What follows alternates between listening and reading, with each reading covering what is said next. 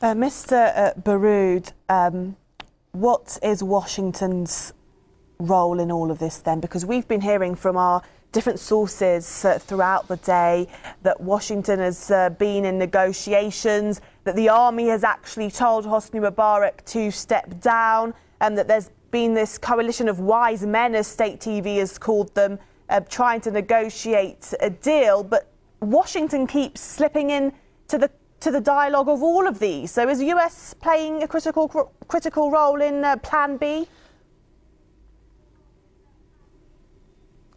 In fact, they are, but not because Washington is interfering in Arab or Egyptian affairs. It is plain and simple because Washington was in control of the Egyptian regime and its main supporter and backer and benefactor. So it's only understandable and predictable that it is Washington that steps up to co-opt or to at least try to manage the post-Mubarak movement. So for me, this is not at all surprising, considering the role that Washington has played in shaping the political elite and the political establishment in Egypt. The question is, will Washington be able to prevail? Will Washington be able to manage that movement in a way that defies the will of the Egyptian people? I think the Egyptian people's real challenge right now is not Mubarak. Mubarak is old news. He's just a very stubborn man who just not letting go. But his institution is just falling apart all around him. All the bridges are being burned. The challenge is the future of Egypt. Who will be in charge of that future? Will it be the very elite under different names and designations and managed by Washington, or will it be the new young leadership that has emerged as a result of this revolution?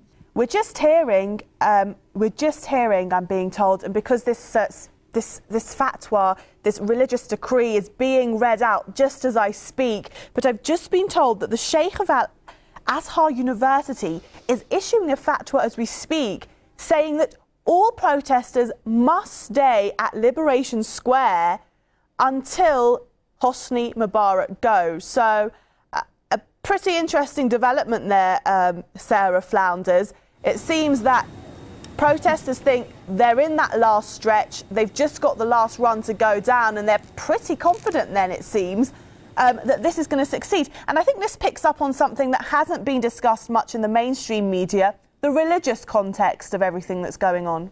Well, you know, when the people lose their fear, they are certainly a match in stubbornness to one corrupt individual whose day is past.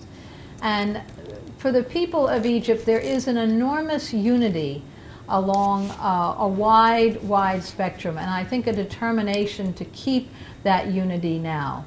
And that is also quite noteworthy, that all of the opposition groups seem determined to work with each other and together in order to pull Mubarak and his regime down.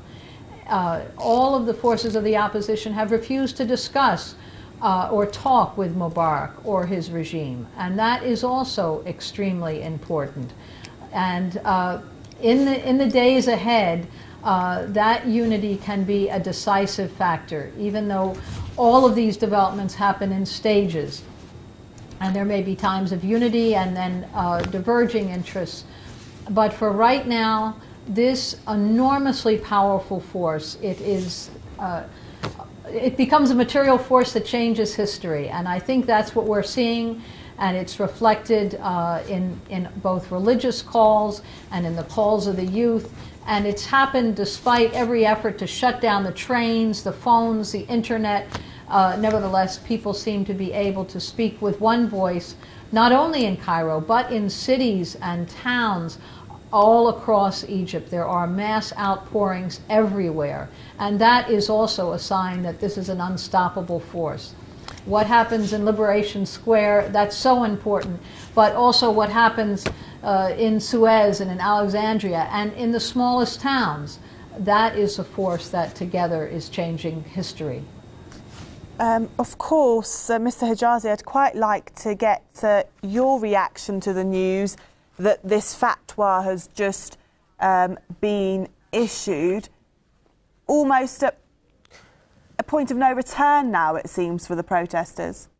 For whatever you hear from the various bodies that traditionally have played a role speaking to the people of Egypt, isn't really that significant, because the one thing that unites everyone and that makes this revolution made up of actually a very homogenous group where is everyone's common interest, and that is to have a democratic state in Egypt, a civilian government that represents all parts of society. And the thing that is really most striking for me is how people from all walks of life, all socio-economic levels, and all religions have taken part, united against the old system. What Al-Azhar says will